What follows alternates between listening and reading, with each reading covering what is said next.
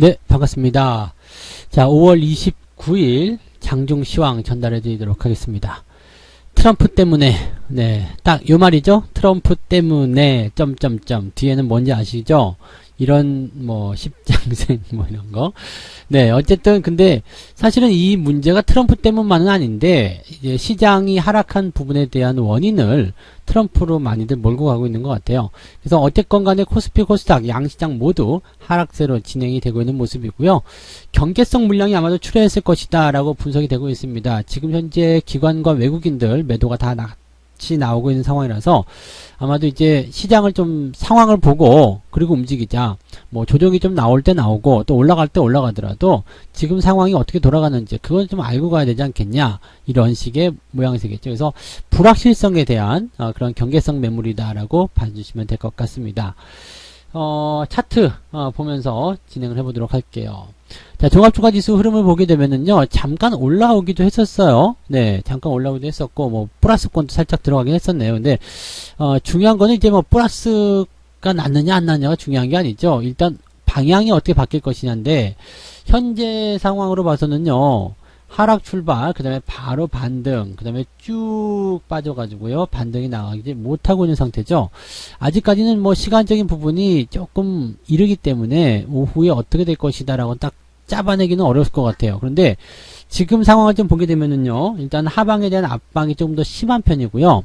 이따가 수급 동향의 그래프를 보시면 아실 것 같지만, 일단 매도가 계속 늘어나고 있는 과정이거든요. 그래서 기관이나 이런 쪽에서도 현재 받아주고 있는 모양새는 아니고, 또 물량적인 부분들 자체가 어쨌든 늘어나고 있는 상황이기 때문에 아마도 이런 모양새는 특별한 흐름이 아닌 이상은 하락 추세로 가지 않을까 생각이 됩니다. 그래서 보통은 금요일 날 이렇게 주말장 같은 경우는 아침에 밀리거나 그러면 오후에 올려주거나 이런 반응들을 많이 보여주는데, 오늘은 생각보다 조금 그 힘들이 좀 약하지 않나 생각됩니다. 역시 이런 부분들을 해소하려면 수급적인 부분이 받아줘야 된다, 이렇게 받아서 생각하시면 되겠죠. 자, 코스닥도 같이 보도록 하겠습니다. 코스닥을 보게 되시면은 마찬가지예요. 네, 코스닥은 그래도 상승 출발을 했었어요. 그래서 웬일이지? 라고 얘기했었는데, 또 이제 아무래도 경기적인 불안감들이 또 생기다 보니까 대형주 쪽의 매도, 그 다음에 중소형주 쪽으로 매수, 왔다 갔다 하는 모습이 나타나고 있는 것이 아닌가 생각이 듭니다. 자, 어쨌건 이 코스닥 쪽에서의 반등이 나오긴 했는데, 요즘 마찬가지죠. 이렇게 쭉 떨어지면서 주가가 하락세를 보이게 됐습니다. 대체적으로 이제 외국인, 기관 이런 쪽 매도가 좀 많이 나왔기 때문이라 볼 수 있겠는데, 코스닥 같은 경우는 현재 외국인들은 순매수예요. 그래서 오히려 이제 기관들 쪽의 움직임들이 시장에 좀 부담을 많이 주고 있는 것이 아닌가, 이렇게 생각이 들기도 합니다. 기관이라면 금융투자 쪽이 아니겠나, 이렇게 봐야 되겠죠. 왜냐면 금융투자는 그동안 계속 시장의 방향성을 상승 쪽으로 베팅을 하고 있었단 말이죠. 그렇기 때문에 상승 베팅을 해놓은 상태에서 주가가 밀렸어요. 근데 이거는 받아서 올리려고 하는데 역부족이야. 그러면 어떻게 될까요? 빠른 포기가 또 일어날 수도 있겠죠. 그래서 그런 내용이라고 조금 봐주시면 될 것 같고, 일단은 트럼프의 악재 상황이 우리 시장에 오후에 영향을 줄 것 같지 않습니다. 지금 일단 나쁜 거예요. 나쁜 상태에서 좋은 쪽으로 영향을 받을 것인가? 그 부분은 네, 어렵다고 생각해요. 왜냐하면 트럼프가 분명히 오늘 새벽이죠. 뭐라고 얘기했냐면 29일날 기자회견을 하겠다라고 얘기했죠. 29일날 기자회견. 즉 미국은 지금도 28일 밤이 지나가고 있는 상황일 거란 말이에요. 그러니까 29일이 되려면 우리는 장이 끝나야지 돼요.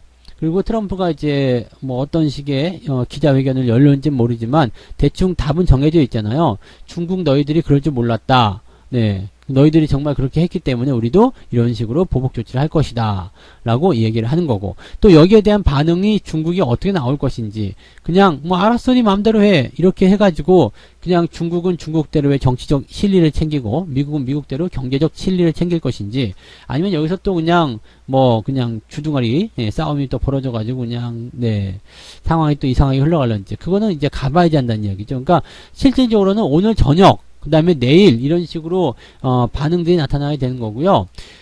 만약에 미국에서 홍콩 쪽에 이런 관세라든지 이런 부분 제재를 가하겠다라고 얘기를 했음에도 불구하고 중국이 그러든가 말든가 이렇게 넘어가 버리게 되면 요거는 또 일단락 되는 거거든요. 알았어, 너희들 챙길 거 다 챙겨가, 우리도 챙길 거 챙길게, 이런 식으로 그냥 끝나버리는 상황이라서 그냥 그렇게 되는 게 어떻게 보면 가장 베스트가 아닐까 싶기도 하고요. 그래서 어쨌든 트럼프가 이번에 그 기자회견을 통해서 할 얘기는 정해져 있습니다. 너희들이 잘못했고 그렇기 때문에 내가 홍콩에다가 관세를 매기겠다. 네. 그렇다고 뭐 홍콩을 이제 등진다거나 그런 것도 아니잖아요. 그냥 너희들의 국가로 인정해서 너희들과 같은 그런 수준의 관세를 부과하겠다 이런 거기 때문에 뭐 이게 사실은 어떻게 보면 억울할 것도 없는 얘기예요. 그냥 홍콩 시민들만 불쌍하게 된 거지 뭐 억울할 게 없죠.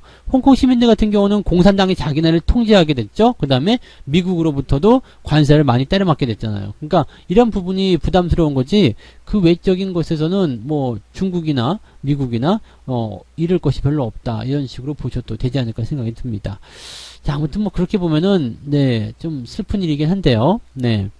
뭐 어쨌든 이번 기자회견 좀 봐야지 될 것 같고 그다음에 기자회견을 보고 그다음에 중국이 어떻게 반응하는지 그것을 확인해야 된다는 걸 우리가 명심하시면 되겠습니다. 자, 수급 동향으로 가서 보도록 합니다. 오늘 수급 동향 보시면 외국인들, 기관들 매도가 나오고 있습니다. 외국인 같은 경우는 아침부터 계속 팔았어요. 그래서 10시 14분, 15분경부터 이제 매도가 좀 주춤해지는 모습인데요. 여기 잘 보세요. 외국인들 매도가 주춤해지니까 코스닥, 네, 딱 그 위치죠. 10시 18분부터 반등 나오기 시작했고요.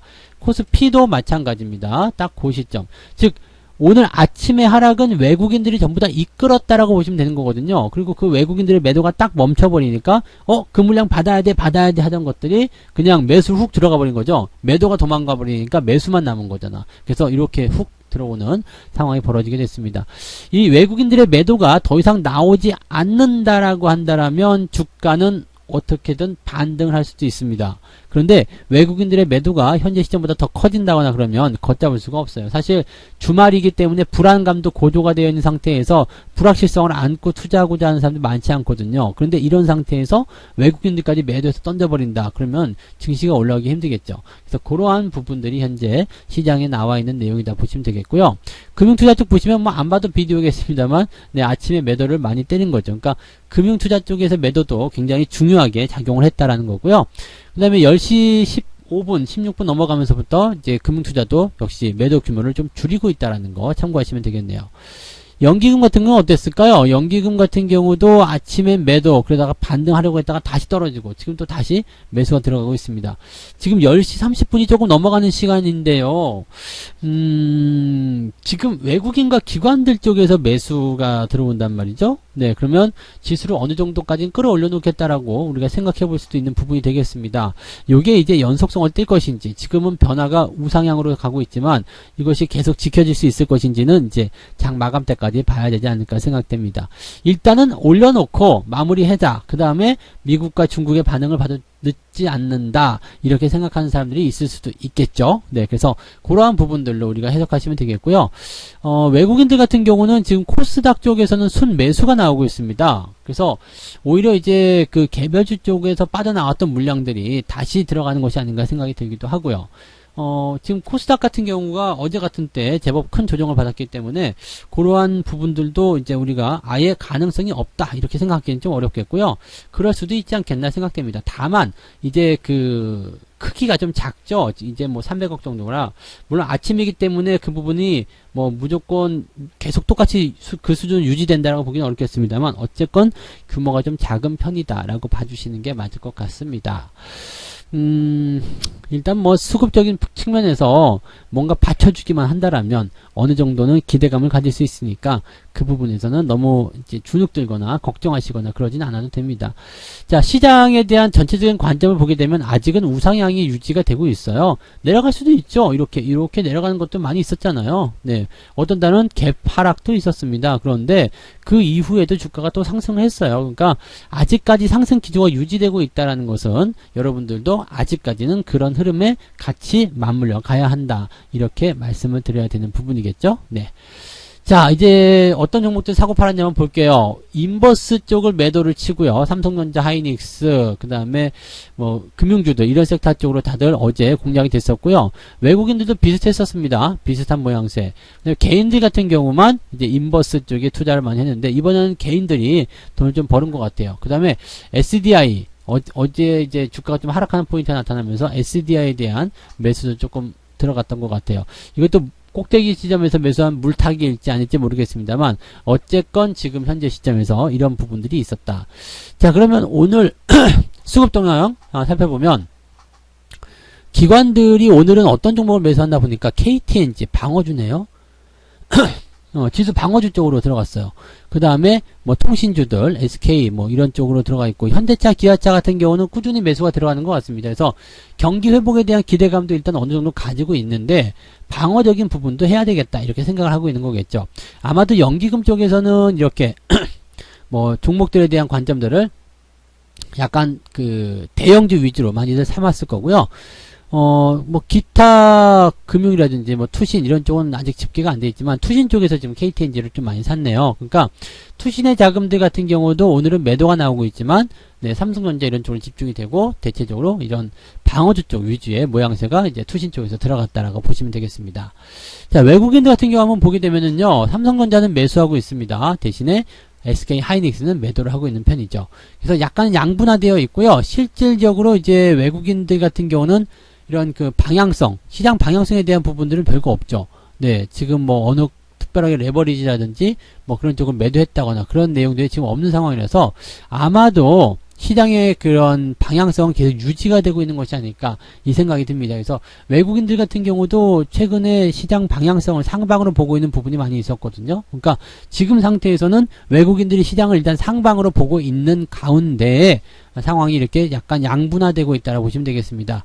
삼성전자, 뭐 셀트리온 헬스케어 시총 상위권의 종목들이잖아요. NC소프트, 그 다음에 기아차, 현대차, 네이버 뭐 등등 할 거 없이 전부 다 수익을 네, 일단은 만들기 위한 그런 상승 쪽으로 기울여 가고 있는 것 같습니다. 그래서 외국인들 같은 경우나 기관들 같은 경우, 기관은 이제 그 투신 쪽 매수가 KTNG 이런 것을 이제 들어오게 되면서 약간의 이제 방어적인 성격이 있지만 공통적인 것은 자동차, 즉 경기 민감주 쪽에 반응들이 있다라는 이야기거든요. 그래서 반도체도 마찬가지고 삼성전자도 마찬가지고, 그러니까 일단은 시장의 경기 회복이나 앞으로의 추가 상승에 대한 부분들은 계속해서 알고는 있으되 계속해서 기대는 하고 있으되, 여기서 한 가지 우리가 고민해야 되는 것은 뭐냐면 살짝 조심은 하고 있다는 얘기죠. 살짝 조심. 그러니까 같이 들어가는 거예요. 약간의 뭐 해치성이라고 볼 수도 있겠지만은 하락이라든지 상승이라든지 이런 부분, 두 가지 부분들을 다 같이 보면서 가고 있다는 얘기죠. 그래서 여차하면 한쪽을 정리해버리는 그런 전략이 나올 수도 있겠죠. 그래서 추세나 앞으로의 방향성, 기대감을 보게 되면은 추가적인 어떤 상승 이런 것들 기대해 볼 수는 있는데 지금 당장 시장은 약간 불안하다. 그래서 약간 방어주적인 성격도 같이 섞어놨다. 이렇게 봐주시면 되겠습니다. 자, 일단은 수급 동향을 봐서는요, 현재 시점에서 멈춰있다라면, 외국인 매도라든지 이런 것들이 멈춰있다라면, 일단은 뭐, 장세가 상승을 할 수 있는, 반전할 수 있는 기회는 충분히 열릴 수 있을 겁니다. 근데 만약에 수급 동향이 오후 들어서면서 또 밀리게 된다면 주가가 오늘은 반등하기 어렵습니다. 그리고 이제 그럴 가능성도 높은 게 뭐냐면, 그 트럼프가 무슨 말을 할지 우리가 모른다는 이야기예요. 어떤 결과가 나올지 모르고 있기 때문에 무슨 말을 할지는 아는 거죠. 네, 무슨 말을 할지는 알고 있는데 어떤 결과가 나오게 될런지, 중국이 어떻게 반응을 할 것인지 그런 부분을 모르기 때문에 불확실성을 지금 걱정하고 있는 사람들이 많이 있다. 그래서 증시의 반등 쪽으로 오늘은 함부로 베팅하지 않는 것이 좋을 것 같고요. 상황을 보고 매매를 하려면 오후 늦지막히 변동성 끝나갈 때, 그 다음에 매매 자체가 좀 돌아서는 모습이 확인될 때, 그런 식으로 보셔야 됩니다. 그래서 오늘은 수급 분석을 계속 쳐다보는 것이 절대적으로 중요하겠고요. 수급의 변화가 상방적으로 전환되지 않는다면 오늘 시장은 반등하기 어렵다. 이렇게 생각하시면 되겠습니다. 자, 그래서 오늘은 여기까지 장중시장 설명을 해드리고요. 오늘은 수급이 제일 중요합니다. 어차피 불확실성 안고 있는 거기 때문에 수급 중요하다는 거 다시 한번 강조드리고요. 수급 변화가 어떻게 이루어졌는지는 또 마감 시황에서 설명을 다시 드리도록 하겠습니다.